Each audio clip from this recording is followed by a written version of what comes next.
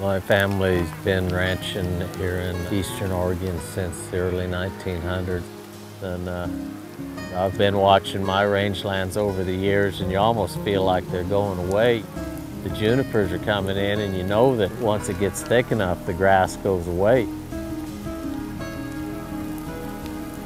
For about the last 150 years, we've had a quiet invasion occurring across the Intermountain West. Trees have been expanding beyond where they historically occurred into sagebrush steppe.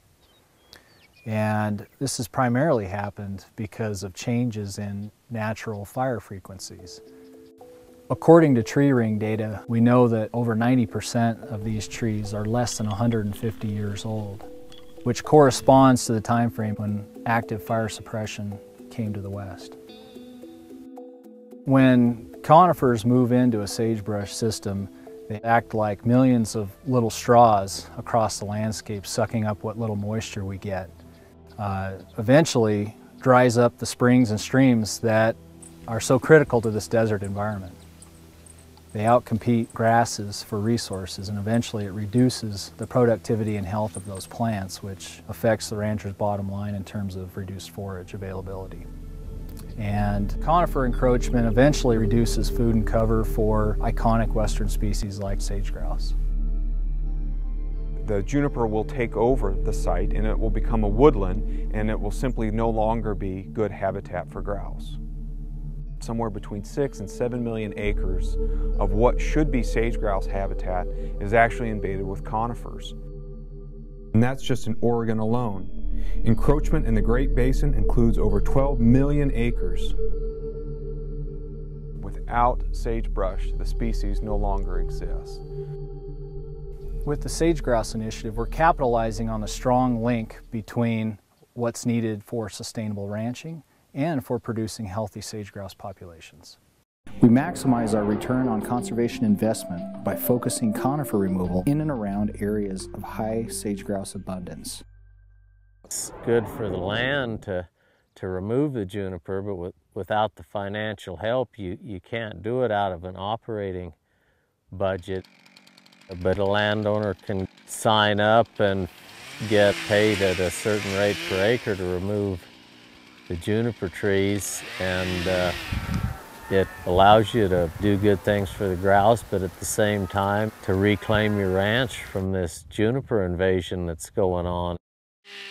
So by going in and hand felling these trees, we've almost instantly bought ourselves 50 to 60 years of sage-grouse habitat. And at the same time, we've generated new biomass for the livestock producer, which obviously equates to a better bottom line for his operation.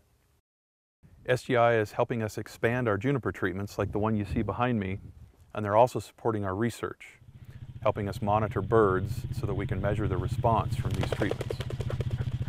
By marking birds, we hope to watch them reoccupy otherwise suitable habitat once the trees are gone. It's remarkable how fast SGI has been able to move to get projects done on the ground. We need our state wildlife agencies, our federal land management agencies, and private landowners to combine forces to solve this landscape scale problem. When we're applying conservation actions that actually benefit sage-grouse and their habitat needs, we're providing benefits for a number of other wildlife species of conservation concern. What it really boils down to is that native, sustainable, healthy rangelands, which is good for grouse, is really what helps drive a sustainable livestock operation. The Sage-Grouse Initiative really serves as a model for how to do business, because for the first time we're really strategically using these federal programs to help solve problems that both improve sustainability of agricultural production and help declining wildlife species. Well, yeah, one of the things that really concerns me, or all ranches, is how the next generation will go. And I'm fortunate, I have a boy, it's in Oregon State now, and he's going to come back and ranch. And the juniper work that we're doing now will allow him to continue ranching on this land like I have over the next generation, and hopefully after that.